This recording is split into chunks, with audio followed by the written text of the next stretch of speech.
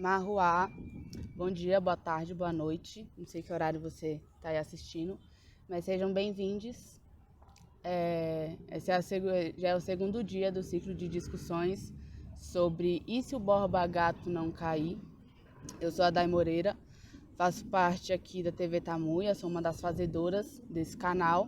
Além disso, eu componho a Casa Cultural Hip Hop de Assunã e também o GT Indígena do Tribunal Popular, entre outras organizações. Hoje eu não pude estar ao vivo com vocês, devido aos mil corres loucos dessa vida, mas eu gostaria de deixar minha contribuição, né? E toda a minha contribuição, ela vai ser pautada em cima de questões simbólicas da memória, do fogo e também da própria fala e do próprio posicionamento do Paulo Galo, um dos nossos guerreiros aí dessa linha de frente, né, dessa batalha travada contra o neocolonialismo, o capitalismo e todas essas amarras que nos prendem ainda até hoje. Ontem, um dos parentes que falaram nessa mesa e nessa atividade sobre a questão foi o parente Giva Funiô. E na fala de Giva, ele trouxe muitos aspectos e muitas informações sobre toda a história de Borba Gato, né?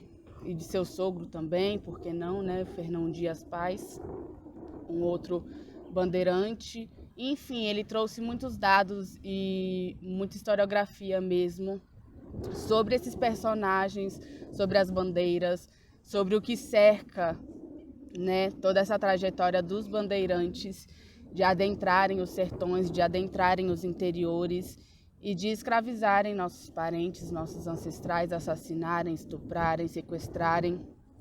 E todo esse apagamento e esse assassínio mesmo que foi sendo cada vez mais progressivo ao longo do avanço das bandeiras, dos bandeirantes, não só aqui no Sudeste, mas em todo o Brasil, né? Lembrando que eles tiveram um grande papel e um grande protagonismo na invasão dos interiores nortistas e nordestinos, né? Não vou me apegar muito a historiografias, datas, personagens e biografias, porque eu gostaria de trazer essa discussão muito do grande para o pequeno, num sentido de conceitos e num sentido de questões estruturais e estruturantes, né? Nossa construção de memória, e quando eu falo nossa construção de memória, eu falo na nossa construção de memória país, Brasil, ela é totalmente moldada e fundada em cima de histórias inventadas. Pindó, né? Nosso território Pindó, Pindorama, antes de se tornar Brasil, ele já possuía história, língua, nação, organização política, organização social, espiritualidade, culinária e qualquer outra caixa socialmente criada para indicar que existiam civilizações existentes e viventes nesse território. E ao longo da invasão e de todo o processo colonial de se explorar, assassinar não só as pessoas que aqui viviam, mas esse território como um todo, nossa mãe, irmã natureza como um todo, histórias precisaram ser criadas para que essa invasão se consolidasse, para que essa colonização se estruturasse dentro de nosso território, né? Então, as bandeiras e a própria nação Brasil, elas não fogem dessa regra de invenção. Antes de realmente entrar a fundo nessas questões, eu peço para que todos os ancestrais estejam aqui, guiando essa fala, guiando essa troca, porque quando a gente fala sobre memória, a gente tem uma sensação e uma formação de pensar que a memória é tudo aquilo que ficou para trás e que a memória é um elemento morto, é um elemento que não pode ter transformações e que passou e que não pode mais ser rememorado, que não pode mais ser transmutado por outra coisa. A memória ela é viva, a memória ela se transforma todos os dias a partir do momento em que nós, enquanto indivíduos ou enquanto sociedade, manipulamos ela, né? Os aspectos da memória que constituem o que é ser brasileiro e o que é o Brasil, eles precisam urgentemente serem transmutados e transformados, né? A gente está assistindo aí um palco de reformas infinitas, né, no currículo e na estrutura escolar do país. Essas reformas, todas essas mudanças, como a reforma do ensino médio, as escolas cívico-militares, os programas de ensino integral, o EJATEC, o Novotec, esses meandros existentes, esses projetos existentes, eles todos se somam a outros projetos, a projetos de retirada de direitos trabalhistas, a projetos de retirada de direitos civis e humanos, como a própria lei antiterrorista, né, que enfim, enquadra e criminaliza aí qualquer tipo de manifestação política que seja oposta ao governo, e várias outras. São vários dispositivos e equipamentos jurídicos, legislativos e governamentais que a todo momento se relacionam e combinam entre si maneiras de manipular não só a memória, mas também manipular a nossa ação, a forma como fluímos nesse mundo, a forma como nos organizamos social e politicamente, enfim. Eu trago essa fala sobre esses dispositivos existentes para a nossa desorganização, porque sem eles também não haveria o desconhecimento, o apagamento, a falta de rememoração, de reconstrução de capítulos da nossa história e, enfim, das nossas famílias, essências, seres, pensamentos que podem ser e são potências causadoras de mudanças sociais e potências causadoras de revoluções. Quando a gente vê uma estátua de 13 metros que retrata um dos maiores escravizadores e assassinos de indígenas e pessoas pretas que já pisou nesse território, nós temos que questionar seriamente qual é a história, qual é a memória que a gente quer enaltecer e comemorar, e qual é a história e memória que fica apagada e que fica subjugada à memória e história desses outros, né? Nessa criação de Brasil,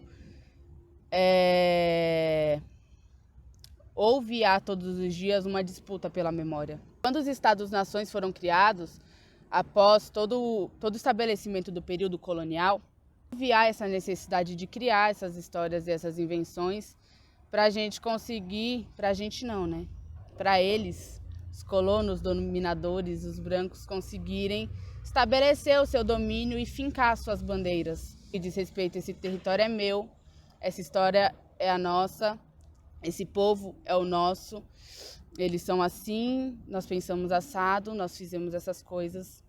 Então, para o estabelecimento dessa nação, foi necessária a criação dessa história de povo formado por 3 raças e que possui essa altivez e esse heroísmo advindo desses grandes desbravadores dos sertões que civilizaram, que educaram esses gentios, essas outras pessoas ali que eram burras, que eram toscas, que eram escravizáveis, que eram assassináveis, que eram estupráveis. Então, a gente precisa se apropriar da formação de nação que nós queremos. Eu não quero e não faço parte de uma nação que se orgulha de estuprador, de assassino, de sequestrador. E quando a gente fala sobre a história do Brasil, e não de Pindó, quando a gente fala da história do Brasil, E quando a gente fala da história das bandeiras e dos bandeirantes, é sobre exatamente isso que a gente está falando. A gente está falando de pessoas invadindo territórios, invadindo nações, culturas, pensamentos, invadindo a mãe terra, estuprando a mãe irmã terra, tirando dela todas as preciosidades e toda a vida que ali ela emanava e produzia. Então, quando a gente fala de história de Brasil e de história de bandeiras, bandeirantes, paulistas, seja qual termo você queira usar ou você conheça, é sobre exatamente essa história que a gente está falando. Então, quando a gente vê uma estátua de 13 metros que representa tudo isso, e quando a gente vê principalmente ela queimando, a gente, enquanto indígena, acende, aquece e queima, feita aquela fogueira que estava aos pés ali de Borba Gato. E a gente acende porque a gente... Não é a primeira vez, não é o primeiro ato que é realizado ali naquela estátua, né? E em várias outras, a gente já teve outras manifestações de rechaço ao próprio Monumento das Bandeiras, a gente já teve outros movimentos de rechaço ao próprio Palácio dos Bandeirantes, né? E a todo momento, vários lugares de São Paulo, e não só de São Paulo, mas de todos os estados brasileiros, são permeados pela estruturação e pela legitimação dessa memória, né? A gente tem o Museu de Ipiranga, que ele é composto quase que exclusivamente com memórias e registros das bandeiras e dos bandeirantes. Nós temos diversos monumentos e espaços, lugares legislativos, executivos, jurídicos, que carregam os nomes desses assassinos e desses torturadores, estupradores. Nós temos rodovias, avenidas, grandes lugares de circulação e de atenção mesmo, que também carregam esses nomes. E então, quando nós vemos, né, tudo isso sendo questionado, tudo isso sendo minimamente atacado, por mais que a gente saiba que aquele fogo não destruiria aquela estátua de pedra, a gente acende. E a gente acende principalmente porque o fogo, ele não é apenas um elemento destruidor, né? O fogo, ele é todo um elemento que transmuta e que transforma.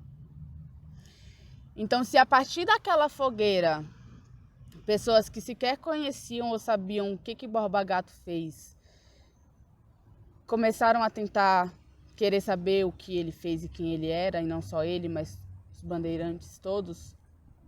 E se a partir desse momento a gente conseguir pegar essa cobra pelo pé para começar a transmutar e transformar todo o registro de memória que a gente quer que os nossos descendentes tenham, que eu queira que a minha filha tenha, a gente precisa não só apoiar, mas impulsionar cada vez mais esse tipo de manifestação, né?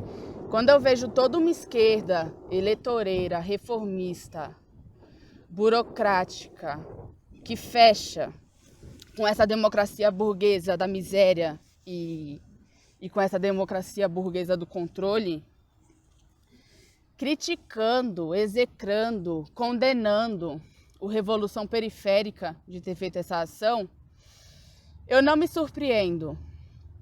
Eu não me surpreendo. Bate triste, né?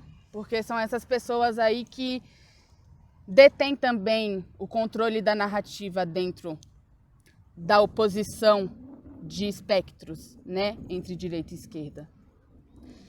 Só que isso também serve de um alerta e de uma impulsão para nós, enquanto pessoas que militam e que atuam politicamente de forma autônoma, né?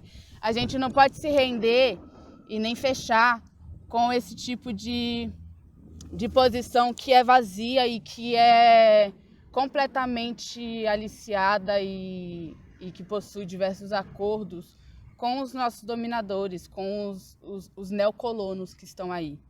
Então, quando eu vejo tudo isso acontecendo, me atravessam todas essas questões de uma mínima decepção, porque são essas pessoas que detêm minimamente o controle das narrativas de oposição a esse projeto bolsonarista de direita neocolono que segue aí, mas também é novamente uma oportunidade para nós, enquanto autônomos e ingovernáveis, de tomarmos nossas narrativas pelas nossas próprias mãos, estarmos a reescrevermos mesmo a história que a gente todos os dias luta e possui aí enquanto norte, enquanto bússola da nossa atuação, da nossa vivência, das nossas esperanças. Quando eu vejo aquela fogueira, aquela santa fogueira acesa aos pés de Borba Gato e não vejo aquela estátua cair, eu não me entristeço. Eu não me entristeço. Eu me felicito, porque minimamente abrimos um flanco de debate nessa discussão da memória, né? E um flanco de debate que até mesmo dentro da academia, não faz muito tempo que eu me formei, várias pessoas, elas fecham com esse pensamento de que é necessário ter o Borba Gato lá de 13 metros no meio de uma praça na Zona Sul, porque as pessoas precisam saber que os bandeirantes assassinaram.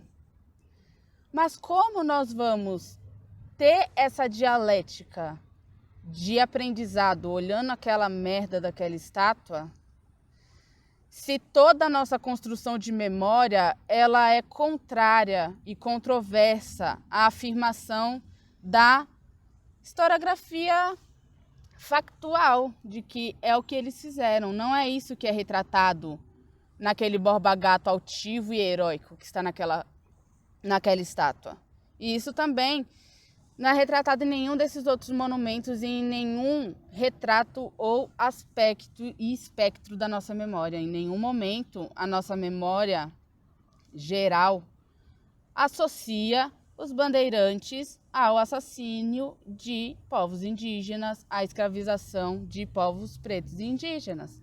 Em nenhum momento a nossa memória associa a imagem deles a isso. A todo momento, nossa memória fundida, ela diz que foram heróis, que foram civilizadores, que foram desbravadores desses sertões. Então, quando eu vejo pessoas, historiadores, cientistas sociais, cientistas políticos, assegurando que é necessária a existência desses símbolos para a rememoração da história de assassinato e de extermínio, eu me pergunto onde é que vocês tiram essas coisas, de onde vocês conseguem subtrair esse tipo de pensamento. Eu acho que isso é o cúmulo desse conto de fadas colonizador. É o cúmulo, porque isso tudo é um conto de fadas. Isso tudo é uma invenção. É tão inventado quanto o Brasil. É tão inventado quanto essa imagem heróica dos próprios bandeirantes. A todo momento nós estamos caindo em diversas armadilhas como essa, de continuar assegurando a forma como o colonizador constrói e desenvolve sua maneira de ser e de existir na sociedade, porque isso também diz respeito a uma cosmovisão. Isso também diz respeito a uma forma de se organizar e se gerir no mundo. Boa parte da minha fala, ela está estruturada e baseada em cima disso tudo. Eu gostaria de trazer alguns outros episódios, como as derrubadas de estátuas que ocorreram recentemente na Colômbia, no Chile, na Bolívia e em vários outros países aqui da Latinoamérica. Outro episódio extremamente importante, simbólico e um exemplo a ser seguido: as igrejas canadenses, católicas, apostólicas, romanas sendo queimadas. Mais de 8 igrejas católicas foram incendiadas no Canadá após a descoberta de mais de 700 corpos, vestígios de crianças indígenas que eram sequestradas de suas famílias, de seus territórios, jogadas em escolas católicas para serem assimiladas, catequizadas. É muito difícil falar sobre isso, porque isso mostra como a gente ainda está engatinhando sobre o que é ser indígena nesse país, sobre o que é ter uma, e não só uma, mas atualmente, né, declaradas mais de 305 nações indígenas, não reconhecidas enquanto nações, povos independentes desse país. Nós somos um país, mesmo que não declarado, plurinacional. Nós temos mais de 305 nações existentes e atuantes, vivas, produzindo memória, cultura, política nesse país. E cadê a memória desses povos? Cadê a história desses povos? Cadê as estátuas de Aimberê por aí? Cadê as estátuas de vários dos nossos guerreiros e guerreiras? Cadê as estátuas de Cissá por aí? De Bartolina Cissá por aí? Cadê? Eu não tô vendo nenhuma.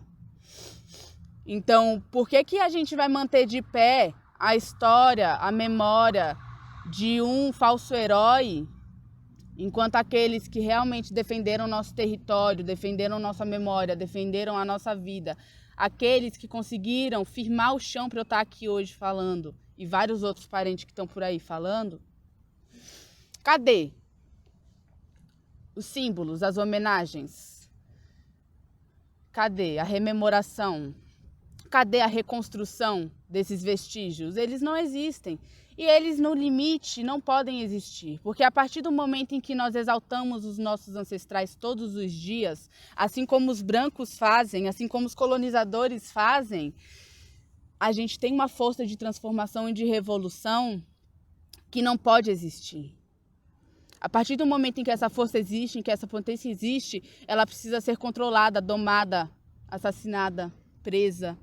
E é isso que estão fazendo com Galo, com Gil, com Bill, com Gil, ó, desculpem, com Jéssica, com Bill.